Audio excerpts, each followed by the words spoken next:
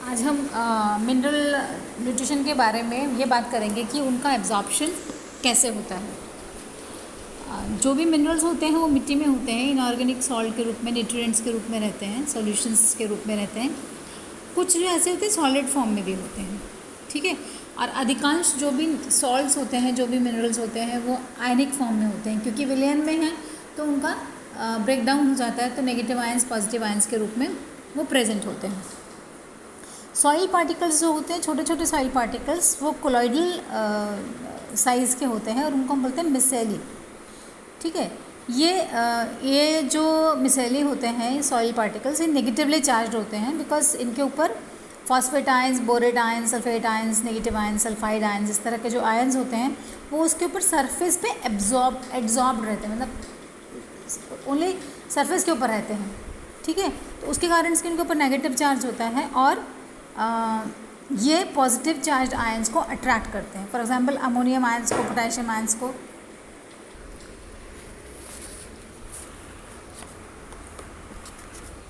Negatively charge micelle के ऊपर positively charge ions attract होते हैं और वो लूजली बाउंड रहते हैं इसके साथ में, सॉइल पार्टिकल्स के साथ में। जब कंसंट्रेशन डिक्रीज होती है तो कुछ आयंस उसमें से रिलीज हो जाते हैं और कुछ आयंस फिर भी उसके साथ में अटैच रहते हैं। और उनको अगर आप चाहें तो लीचिंग मीन्स अगर पानी और बहुत ज़्यादा डालते रहें तभी भी उनके कॉन्सेंट्रेट जो है और उनको आप उससे रिलीज़ नहीं कर सकते, क्योंकि उससे टाइटली बाउंड होते हैं।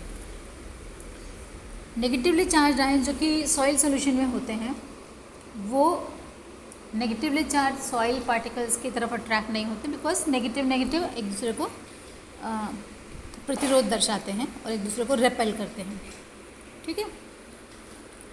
दीज आर ये जो होते हैं नेगेटिवली चार्ज आयंस होते हैं, क्योंकि सॉइल सोल्यूशन में है, बहुत टाइटली बाउंड नहीं है, तो इनका आसानी से, अगर पानी जब से बारिश वारिश होती है या एक्सेस ऑफ वाटर होता है तो बहुत सरलता से ये इनकी लीचिंग हो जाती है, नीचे निक्षालित हो जाते हैं, ठीक है। इसके कंट्रास्ट में जैसे फॉस्फेट आयंस हैं, वो सॉइल के अंदर जो आयरन होते हैं, एल्युमिनियम आयंस होते हैं, पॉजिटिवली चार्ज आयंस, उनको उनके हाइड्रोक्सिल आयंस के बदले में उनके साथ में बाउंड होते हैं, तो ये उतनी सरलता से इनका लीचिंग नहीं होता, ठीक है। मिनरल्स जो हैं, अगर आप एब्जॉर्प्शन की बात करें तो कंपैरेटिवली मोनोवैलेंट आयंस, माने जिनके ऊपर चार्ज सिंगल वैलेंसी वाले जो होते हैं, वो जो आयंस होते हैं वो कंपैरेटिवली आसानी से एब्जॉर्ब हो जाते हैं बनस्पत के जिनकी हायर वैलेंसी होती है। फॉर एग्जांपल कैल्शियम है, मैग्नीशियम है, या ट्राइवेलेंट आयंस लाइक एल्युमिनियम है, आयरन है, वो इस तरह के जो आयंस होते हैं वो कंपैरेटिवली स्लो एब्जॉर्प्शन उनका होता है, ठीक है। अब दो टर्म्स आती हैं, एक आता है कुछ जो पार्टिकल्स होते हैं अवशोषित होते हैं, कुछ होते हैं अधिशोषित। तो एक बार डिफरेंस देख लेते हैं कि अधिशोषण और अवशोषण में क्या अंतर है। अधिशोषण के अंदर जो आयंस, गैस या मिनरल्स होते हैं वो उसकी जो भी रूट है उसके सरफेस पर ही होते हैं, जबकि अवशोषण में, एब्जॉर्प्शन के अंदर जो ये मिनरल्स होते हैं या आयंस होते हैं ये अंदर तक पेनिट्रेट करते हैं।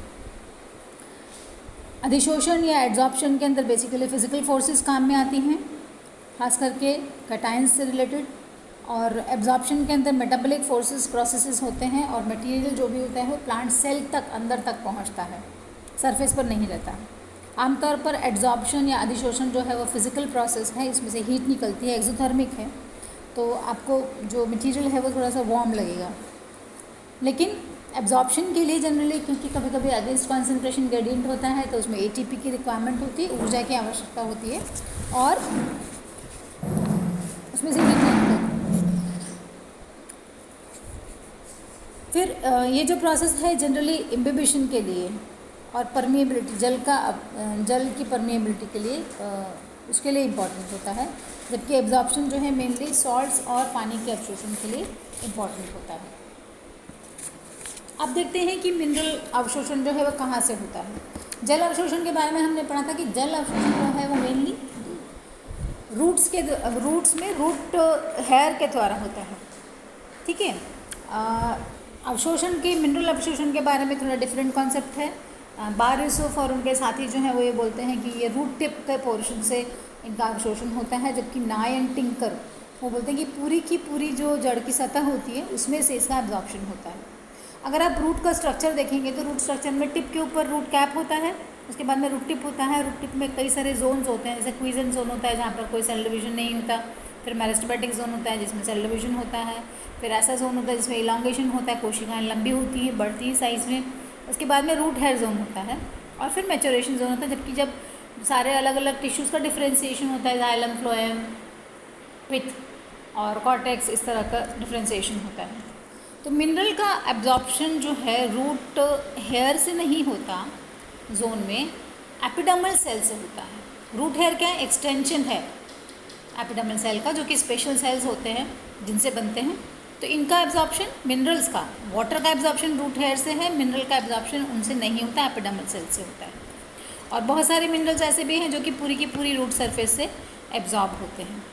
ठीक है, अगर अब मिनरल्स का देखेंगे, जब उनका एब्जॉर्प्शन होता है तो उनको लगभग 3 लेयर्स क्रॉस करना पड़ता है। पहली लेयर जो है वो सेल वॉल है, जो कि सभी के लिए बराबर पारगम्य होती है या परमेएबल होती है, बिकॉज डेड मटेरियल है एक तरह से, तो उसमें से कुछ भी बाहर से अंदर, अंदर से बाहर जा सकता है। बाकी 2 लेयर्स जो होती हैं, सेल मेम्ब्रेन और टोनोप्लास्ट मेम्ब्रेन, या यूँ कह लीजिए वैक्यूल का जो मेम्ब्रेन होता है वो जो है वो सेलेक्टिवली परमेएबल है, मतलब उसमें से सारे मिनरल्स अंदर इधर से उधर नहीं आ जा सकते हैं। ठीक है, और एक इम्पॉर्टेंट चीज़ जो है वो ये है कि इनके मिनरल के अवशोषण के लिए विशेष तरह के प्रोटीन्स होते हैं जो कि काम में आते हैं। तो 3 तरह के, बेसिकली 3 कैटेगरीज मोटे मोटे तौर पर हम उनको क्लासीफाई कर सकते हैं। एक होता है चैनल प्रोटीन, चैनल मतलब पैसेज, रास्ता। तो वो प्रोटीन्स जो कि एक रास्ता सा बनाते हैं एक अक्रॉस द मेम्ब्रेन संरचना के अंदर पोर सा बनाते हैं, छिद्र बनाते हैं, जिसके थ्रू आयन एक साइड से दूसरे साइड पे जा सकता है। These our channel proteins. फिर दूसरे होते हैं कैरियर प्रोटीन्स, वाहक प्रोटीन जिनको बोलते हैं। ये वाहक प्रोटीन क्या होते हैं? एक मेम्ब्रेन का एक साइड से to the other side of membrane, दूसरी साइड मेम्ब्रेन के जो मिनरल होता है उसको लेकर के जाते हैं। And these are specific. ऐसा नहीं होगा कि कोई भी प्रोटीन जो है किसी भी आयन को लेके चला जाएगा। विशेष प्रोटीन जो होगा विशेष तरह के आयन्स को लेके जाएगा, वो उसके ऊपर अटैच होंगे, कन्फिग्रेशन चेंज होता है दूसरी तरफ जा कर के, वो डिटेल में हम बात करेंगे उसके बारे में नेक्स्ट क्लास के अंदर। फिर पम्प्स होते हैं। पंप का क्या काम होता है? जैसे आप लोग सब देखते हैं पानी की मोटर चलाते हैं आप, तो क्या होता है? पानी नीचे से ऊपर फेंकता है, ठीक है ना। तो ऐसे ही यहाँ जो पंप होते हैं इनमें एक्टिव ट्रांसपोर्ट होता है। लाइक अगर मिनरल्स नीचे बाहर ज़्यादा प्लांट सेल के अंदर ज़्यादा भी है, तभी भी जो मिनरल्स होते हैं वो एब्जॉर्ब होते हैं। ठीक है, बाहर कॉन्सेंट्रेशन कम है, सेल में ज़्यादा है, इसके बावजूद होगा। तो यहाँ पर क्या होता है? एक्सचेंज भी होता है या स्पेशल पम्प्स होते हैं। अब ये जो पम्प्स होते हैं ये भी स्पेशल होते हैं।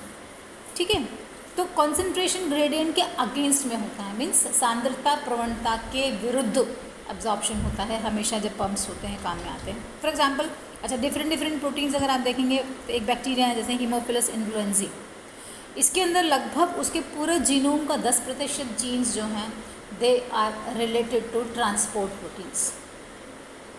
आप देखिए कितना बड़ा हिस्सा है, अलग अलग मेम्ब्रेन्स में, अलग अलग लेयर्स में उनका ट्रांसफ़र के लिए इतने सारे प्रोटीन्स जो हैं, इतने सारे जीन्स जो हैं उनके लिए कोडिंग करते हैं। ठीक है, एक और चीज़ जो इसके बारे में कई बार बात होती है जब थ्योरीज में बात करेंगे तो डिफ्यूजन स्पेस के बारे में बात होती है। हिंदी में बोलते हैं विसरण दिक्स्थान अवधारणा। एप्स्टीन ने बोला कि जब हम जौ की रूट्स को उन्होंने देखा कि उसको जब हम पानी में डालते हैं, सोल्यूशन में डालते हैं, हाई कॉन्सेंट्रेशन जब सॉल्ट्स का होता है तो सॉल्ट्स जो है अंदर चले जाते हैं।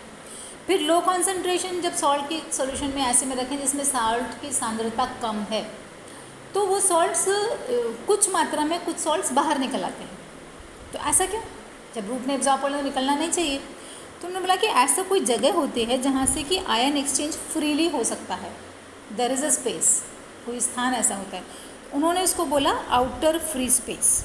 ठीक है, this outer space free spaces mostly ये जो क्या पोर्शन होता है, सेल वॉल का पोर्शन होता है, इंटरसेलुलर स्पेसिस की जगह होती है। ये क्या है? सेल वॉल भी परमेएबल है, सेल वॉल भी परमेएबल है, उसमें से सब कुछ चीज़ें जा सकती हैं। और इंटरसेलुलर स्पेस भी ऐसी जगह है जहाँ से कि मिनरल्स बाहर जा सकते हैं। सो ये फ्री स्पेस है जहाँ पे फ्री एक्सचेंज हो सकता है सॉइल सोल्यूशन से अंदर की तरफ सेल में, और सेल का जो ये जगह है यहाँ से बाहर की तरफ। और जनरली यहाँ पर जो कॉन्सेंट्रेशन होता है मिनरल्स का या सॉल्यूशन का, वो लगभग बराबर होता है। सॉइल सोल्यूशन की कॉन्सेंट्रेशन और इस जगह में जो कॉन्सेंट्रेशन होता है सॉल्ट का, वो लगभग बराबर होगा, ठीक है। और लगभग ये 7 से 10% सेल वॉल्यूम का कंस्टिट्यूट करता है। It is considered to be an extension of outer solution into the cell.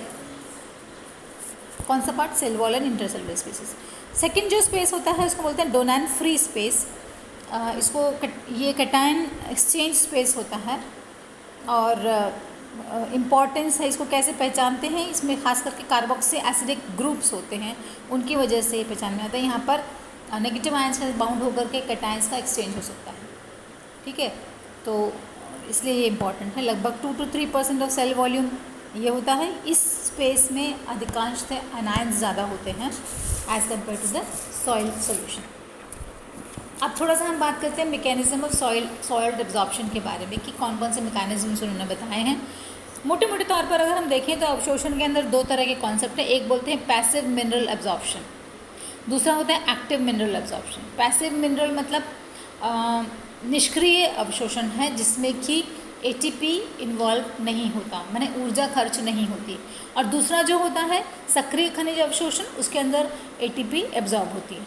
अब क्योंकि ATP क्या है, ATP कहाँ बनेगा? मेटाबॉलिक रिएक्शन में। तो इनके दोनों में डिफरेंस भी आप देखेंगे तो जो पैसिव एब्जॉर्प्शन होता है उसमें मेटाबॉलिक एनर्जी ज़रूरत नहीं होती है। दूसरे जो एक्टिव वाला होता है उसमें मेटाबॉलिक एनर्जी रिक्वायर्ड होती है ATP के फॉर्म में। मूवमेंट जो गति होती है पैसिव वाले में, वो कॉन्सेंट्रेशन ग्रेडियंट के अकॉर्डिंग होती है। मीन्स अगर सॉल्ट कॉन्सेंट्रेशन बाहर ज़्यादा है अंदर कम है तो पैसिव एब्जॉर्प्शन हो सकता है।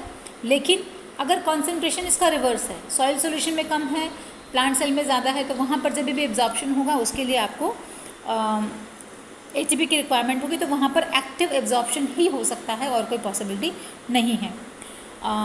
निष्क्रिय एब्जॉर्प्शन जो है वो स्पॉन्टेनियस होता है, मैंने अपने आप होता है, स्वतः प्रेरित, क्योंकि कॉन्सेंट्रेशन बाहर ज़्यादा है अंदर का, मतलब ऑटोमेटिकली हो ही जाएगा, जैसे डिफ्यूजन होता है ऐसे। इस तरह की कोई चीज़ यहाँ नहीं होती एक्टिव एब्जॉर्प्शन में। इनहिबिटर्स, मेटाबॉलिक इनहिबिटर्स अगर आप देते हैं तो अगर डिफ्यूजन की तरह से अगर होता है एब्जॉर्प्शन तो वहाँ कोई फ़र्क नहीं पड़ता मेटाबॉलिक इनहिबिटर्स का। लेकिन सक्रिय अवशोषण में फ़र्क पड़ेगा, क्योंकि मेटाबॉलिक इनहिबिटर्स मेटाबॉलिज्म को इनहिबिट करेंगे, कहीं ना कहीं ATP फॉर्मेशन का इफेक्ट पर इम्पैक्ट आएगा उसका, और उसके कारण से फिर एब्जॉर्प्शन में भी कमी आ जाएगी। टेम्परेचर का कोई इफेक्ट नहीं होता है पैसिव एब्जॉर्प्शन में। यहाँ पर टेम्परेचर भी इफेक्ट करेगा, क्योंकि मेटाबॉलिक रिएक्शन है, तो with every increase in temperature 1 degree increase in temperature there will be increase in reaction rate also, ठीक है। अब डिफरेंट थ्योरीज़ के बारे में थोड़ा सा लिस्टिंग कर लेते हैं कि